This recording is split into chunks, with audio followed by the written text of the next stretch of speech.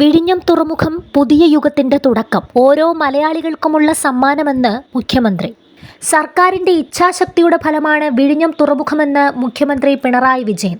10ാം വർഷത്തിലേക്ക് കടക്കുമ്പോൾ മലയാളികൾക്കുള്ള സമ്മാനമാണ് വിഴിഞ്ഞം തുറമുഖത്തിന്റെ കമ്മീഷനിംഗ് എന്നും ആകെ പദ്ധതി ചെലവിന്റെ 2/3 ഭാഗവും വഹിക്കുന്നത് കേരള സർക്കാരാണെന്നും മുഖ്യമന്ത്രി പറഞ്ഞു. 10ാം വർഷത്തിലേക്ക് കടക്കുന്ന സർക്കാരിന്റെ കേരളത്തിലെ ഓരോ മലയാളികൾക്കുമുള്ള സമ്മാനമാണ് തുറമുഖമെന്ന് മുഖ്യമന്ത്രി പറഞ്ഞു. ഇന്ത്യൻ ഉപഭൂഖണ്ഡത്തിന്റെ തെക്കേ അറ്റത്തു നിന്നും സാമ്പത്തിക മാറ്റത്തിന്റെ കാറ്റ് വീശുന്ന പദ്ധതിയാണ് വിഴിഞ്ഞം. LDF സർക്കാരിന്റെ ദൃഢനിശ്ചയമാണ് പദ്ധതി യാഥാർത്ഥ്യമാക്കിയത്. ഉദ്ഘാടനത്തിന് മുമ്പ് 3 മാസമായി നടന്ന ട്രയൽ റണ്ണിൽ 278 കപ്പലുകൾ വിഴിഞ്ഞത്തെത്തി. 5.5 ലക്ഷം കണ്ടെയ്നറുകൾ ഇതുവരെ വിഴിഞ്ഞത്തെത്തിച്ചു.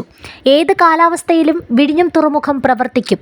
തുറമുഖം പ്രവർത്തനം ആരംഭിച്ച് 15 വർഷം കഴിഞ്ഞ് 2039ഓടെ സർക്കാരിന് വരുമാനം ലഭിച്ചു തുടങ്ങും എന്നായിരുന്നു ആദ്യ കരാർ. ഇത് സംസ്ഥാനത്തിന് നഷ്ടമുണ്ടാക്കി. എന്നാൽ ഇപ്പോഴത്തെ സപ്ലിമെന്ററി കരാർ അനുസരിച്ച് 2034 തന്നെ വരുമാനം ലഭിച്ചു തുടങ്ങും. ഈ LDF സർക്കാരിന്റെ ഉപകരാറാണ് തുറമുഖത്തിന് നേട്ടമായതെന്നും മുഖ്യമന്ത്രി വ്യക്തമാക്കി. അതേസമയം സർക്കാരിന്റെ വാർഷിക പരിപാടി ബഹിഷ്കരിക്കുന്നതിൽ പ്രതിപക്ഷത്തെ മുഖ്യമന്ത്രി വിമർശിച്ചു. ഒരു കൂട്ടർ പരിപാടി ബഹിഷ്കരിക്കുന്ന ഘട്ടത്തിനാണ് ജനങ്ങൾ ഏറ്റെടുത്ത് വിജയിപ്പിക്കുന്നത്. ധനപ്രതിസന്ധി മറികടന്ന് വികസന പ്രവർത്തനങ്ങൾ മുന്നോട്ടു പോകുന്നത് വലിയ വെല്ലുവിളിയാണ്.